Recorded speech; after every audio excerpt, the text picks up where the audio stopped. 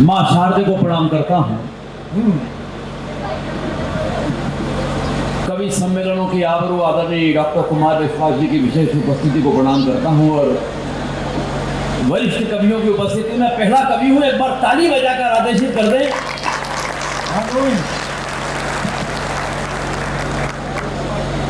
देखो, सरकार ने यह जरूर कहा है कि हमारे बीच दो हाथ की दूरी होना चाहिए, मगर किसी भी देश की सरकार ने यह नहीं कहा है कि आपके दोनों हाथों के बीच में कोई दूरी होना चाहिए। इसलिए उस दूरी को खत्म करना, डॉक्टर साहब बता रहे थे, इस शहर से बड़ी मोहब्बत है और इस शहर को डॉक्टर साहब से मोहब्बत है। मोहब्बतों का वही पुल आपके बीच में चार पंक्तियों से बनाना चाहता हूं। और देखो, ये गोविंद राठी की हिम्मत है कि उस दौर में मोहब्बत का पुल बनाना चाहता हूं जब ना तो मोहब्बत की कोई गारंटी बची है ना ही पुलों की। अच्छा अच्छा, बहुत अच्छा। तालियां कम है थोड़ी सी आपकी। ये मकानों में लटके हुए लोगों, अरे लटके नहीं, यहीं पैदा हुए थे। कुछ पकड़ के बैठना बेटा, क्योंकि एक बात ध्यान रखना, आदमी ऊंचाई से गिरे या चरित्र से मरता नीचे वाला ही है। हाँ?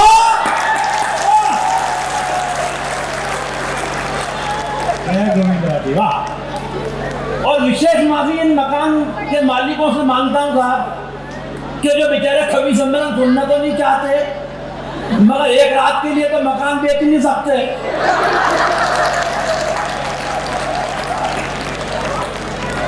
लेकिन अब जब ये मजमा लगी गया है तो आप भी वहां से ताली बजा लेना, शायद हो जाएगा कवि सम्मेलन। इतनी बरसात में इतने लोग मोहब्बत के साथ बैठे हुए हैं।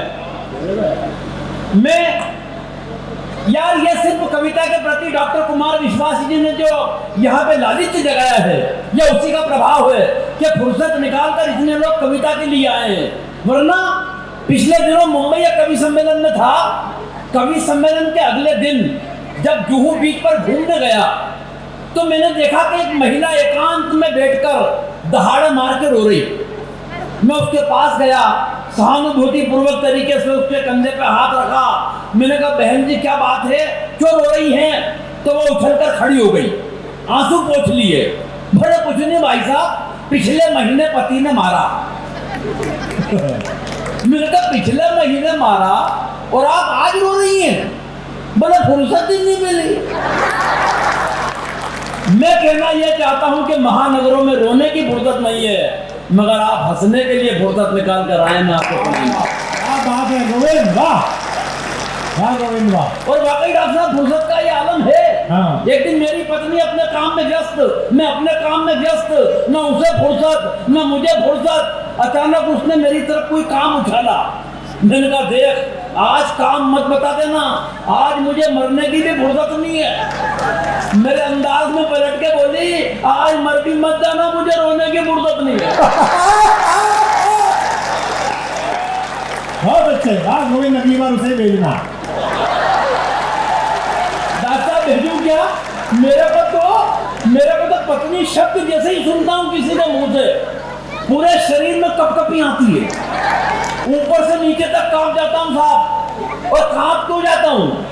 मुझे 27 बरस पहले का वो दृश्य याद आता है जब पंडित जी ने 7 फेरों के वक्त मुझसे कहा कि बेटा, ये सिंदूर की डिब्बी लो, इसमें से एक चुटकी सिंदूर निकालो और इसकी मांग भरो। आज जब वो दृश्य कल्पना में आता है तो ऐसा लगता है कि वो मांग नहीं थी, वो दरअसल नक्सलियों की एक सुरंग थी।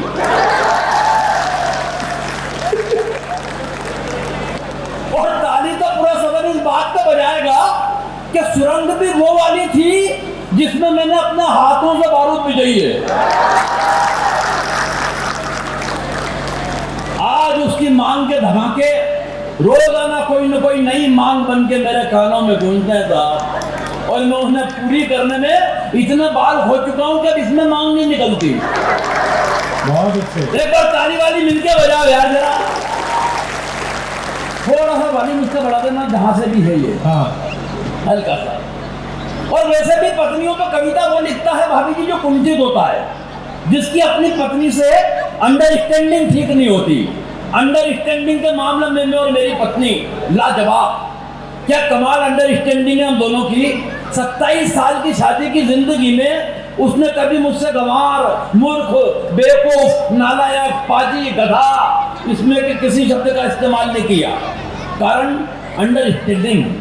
वो इतनी कमाल की अंडरस्टैंडिंग है कि बस नजर भर देखती है और मैं समझ जाता हूँ वो इनमें से क्या कह रही है। एक दिन मेरा सर आ गई, बोले देखो टीवी। मैंने कहा क्या हो गया? बोले पिक्चर आ रही है शराबी अमिताभ बच्चन की। पूरी पिक्चर में पट्टे ने एक बूंद शराब की नहीं पी, लेकिन जो एक्टिंग की है वो कितनी कमाल की है। मैंने कहा मूर्ख औरत, उससे बड़ा एक्टर में। बोली कैसे? मैंने कहा 27 बरस से रोजाना पीने के बाद जो नहीं पीने की एक्टिंग मैं करता हूँ, बहुत अच्छे। वो तेरे को क्यों समझ में नहीं आती? सच बता रहा हूँ। जुड़ने की बातें हैं, जुड़ जाएंगे। डॉक्टर साहब ने बताया कि व्यंग का कवि हूं मैं। अब अपनी पारी व्यंग की संक्षिप्त रूप से खेलना चाहता हूं। बोला डॉक्टर साहब ने एक व्यंग के लिए कहा है, बस वही व्यंग पढ़ने की कोशिश करता हूं। देखो व्यंग होता क्या है। स्वागत है। एक तो उदाहरण व्यंग के बता दूं बस कि व्यंग होता क्या है, वरना मैं आपको व्यंग सुना दूं और फिर आप कहें कि व्यंग सुनाओ। ये भी व्यंग था, आप चाहते तो इस पर ताली बजा सकते थे। बहुत बारीक बात बता रहा हूं, व्यंग होता क्या है। अभी मुझसे बुद्धि भाई कह रहे थे यार राठी भाई पत्नी इज्जत नहीं करती, क्या कारण है? मैंने कहा बुद्धि भाई ये तो नहीं मालूम कि क्या कारण है, मगर ये बात आपने मुझसे पूछकर जो मुझे इज्जत दी है, मेरी 7 पीढ़ी आपकी शुक्रगुजार रहेगी। बोले क्या आपकी भी नहीं करती? अब व्यंग पहुंच जाए तो बताना। बोले क्या आपकी भी नहीं करती? मैंने कहा बुद्धि भैया एक बात ध्यान रखना कि अगर हिंदुस्तान में रुपए का मूल्य गिरता है तो उसकी गिरावट हर प्रांत में अलग अलग नहीं होती। बहुत अच्छा, बहुत बढ़िया। अच्छा अच्छा। अरे बोले सही बताओ क्यों नहीं करती? मैंने कहा एक बात ध्यान रखना बुद्धि भैया कि जब कोई लड़की मायके से विदा होकर ससुराल आती है, अपने पिताजी को छोड़ के आती है तो बदले में ससुर साहब मिलते हैं। माँ को छोड़ के आती है, बदले में सासू माँ मिलती है। भाई को छोड़ के आती है, बदले में देवर मिलता है। बहन को छोड़ के आती है, बदले में ननद मिलती है। मगर ऐसा क्या छोड़ा कि आप और मैं पल्ले पड़े? बोले ऐसा तो कुछ भी नहीं छोड़ा। मैंने कहा फिर एक बात समझ लो कि जो चीज फोकट में मिली है उसकी इज्जत कौन करेगा यार। सही बता। एक दिन कमाल ही हुआ डॉक्टर, बहुत खुश होती हुई मेरे पास, बहुत खुश। बोला आज मैं बहुत खुश हूँ। तो मैंने कि मेरे को दुखी क्यों कर रही है? अरे बोले नहीं आप, मैं बहुत खुश हूँ, आज आप जो कहो वो आपके लिए बना दूँ। मैंने कहा बस तूने कह दिया, मैंने खा लिया। बोले नहीं आपको बताना पड़ेगा, आप बताओ। मैंने कहा चल एक काम कर, तू जो सबसे अच्छा बनाती है वो बना ले। अगली बात अगर पहुंच गई तो एक हाथ खामोश नहीं रहेगा साहब। मैंने कहा जो तू सबसे अच्छा बनाती है वो बना ले, तो वो मुंह बना के बैठ गई।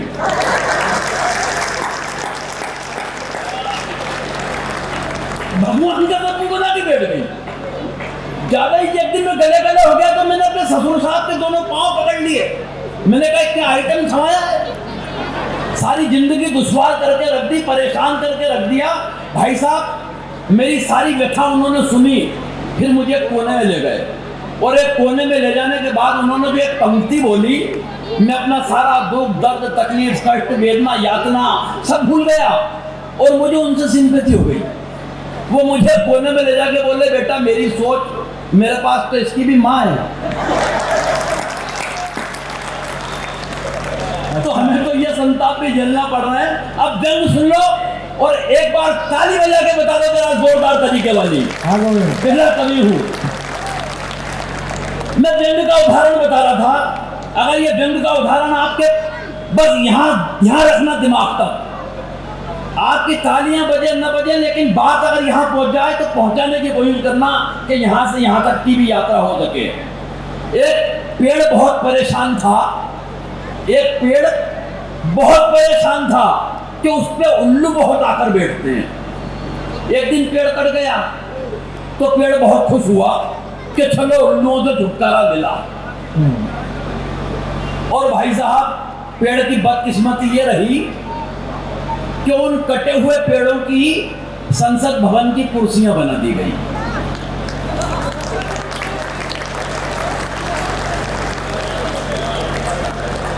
तालियां कम है हालांकि आपकी, तब भी उल्लू ही बैठते थे। अब व्यंग सुन के बताना मैं पढ़ रहा हूं कि एक दिन खुल गए शहर के भाग हमारे, एक मंत्री जी शमशान घाट के उद्घाटन के लिए पधारे। हाँ पता नहीं क्या पीछे से गोल गोल घूम रहा, इतने चक्कर 7 चक्कर लगा दिए, इसके बाद तेरे साथ भेज दूंगा ऐसा, पूरे फेरे कर गया। तुम्हारे यार चलो पढ़ो। एक दिन खुल गए शहर के भाग हमारे, हाँ एक मंत्री जी शमशान घाट के उद्घाटन के लिए पधारे। उद्घाटन की पहली रस्म पूरी कराई गई। एक जलते हुए मुर्दे को बुझाकर मंत्री जी के हाथ से अग्नि दिलाई। क्या बात है गोविंद, वाह वाह वाह। एक जलते हुए मुर्दे को बुझाकर मंत्री जी के हाथ से अग्नि दिलाई गई। इस घटना से कम एक बात का तो पता चलता है कि आदमी का नसीब खराब हो तो वो मरने के बाद भी भुगतता है। वाह वाह वाह वाह। आदमी का नसीब खराब हो तो वो मरने के बाद भी भुगतता है। पंडित जी ने कहा, श्रीमान कृपया क्या इस दिशा में आकर अग्नि दिखाएंगे? और व्यंग की अगली पंक्ति पे ये नहीं कहूंगा साहब अद्भुत है कि ताली बजाना, एक एक हाथ को दावत देता हूं कि ताली रोक के बजाना। अगर एक बार बजे तो फिर पूरे सदन की बजे अगली पंक्ति पर। पंडित जी ने कहा, श्रीमान कृपया क्या इस दिशा में आकर अग्नि दिखाएंगे? मंत्री जी भन्ना कर बोले, आप कहां और कैसे लगानी है मुझे क्या आप समझाएंगे? क्या बात है गोविंद, वाह वाह वाह वाह वाह वाह वाह वाह वाह। कहां और कैसे लगानी है मुझे क्या आप समझाएंगे? अरे हम इस हिंदुस्तान की राजनीति को बरसों से झेल रहे हैं, रोजाना विरोधियों के साथ तरह तरह की आग से खेल रहे हैं। और पंडित जी आप तो बुजुर्ग हैं, आपको तो कम से कम ये बात समझ में आनी चाहिए कि आग दिशा देख के नहीं, आप तो हवा का रुख देख के लगानी चाहिए। गोविंद क्या बात। आग तो हवा का रुख देखकर लगानी चाहिए।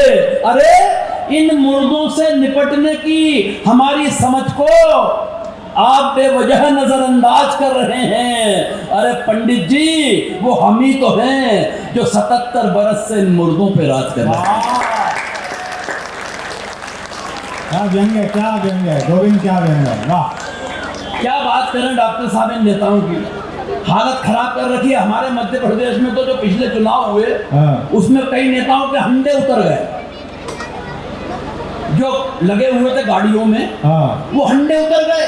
लेकिन आदत पड़ी हुई हंडे वाली। एक इंदौर शहर में पान की दुकान पे नेताजी की गाड़ी आकर रुकी, उनमें से नेताजी उतरे, अगल बगल से 5-7 चमचे उतरे। नेताजी को देखकर मुझे लगा कि किसी पार्टी के कोई मंत्री है। जब ये समझ में नहीं आया कि कौन से मंत्री हैं तो मैंने गाड़ी के आगे नेम प्लेट लगी थी उस पर झांका तो उस पर लिखा हुआ था हाहुप्र जजटू। हाहुप्र जजटू। मुझे ये तो समझ में नहीं आया कि कौन से मंत्री हैं, लेकिन एक बात समझ में आ गई कि किसी जनजाति के या अनुसूचित जनजाति के हैं। तो मैंने उनके ड्राइवर के गले में धीरे से हाथ डाला। मैंने कहा, भाई साहब ये कौन से मंत्री हैं? बोले कोई मंत्री नहीं है। मैंने कहा ये फिर हाहुप्रा? बोले ये हारा हुआ प्रत्याशी है। हाहुप्रा बोले हारा हुआ प्रत्याशी है। मैंने कहा फिर ये जज क्या है? बोले इसकी जमानत भी जब्त हो गई थी। हाहुप्रा जज हम तो वो संताप भी झेल के बैठे हुए हैं। एक व्यंग और छोटा सा बिल्कुल नया नकोल पहली बार। अरे बस समझो हो जा। आप पढ़ो साहब बैठिए, आप ज्यादा लोड मत लो।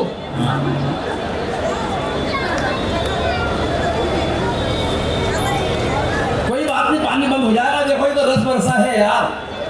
रस जब बरसता है ना, अभी डॉक्टर साहब अंदर अंदर 7 दिन की जो यात्रा करके आ रहे हैं जहाज की,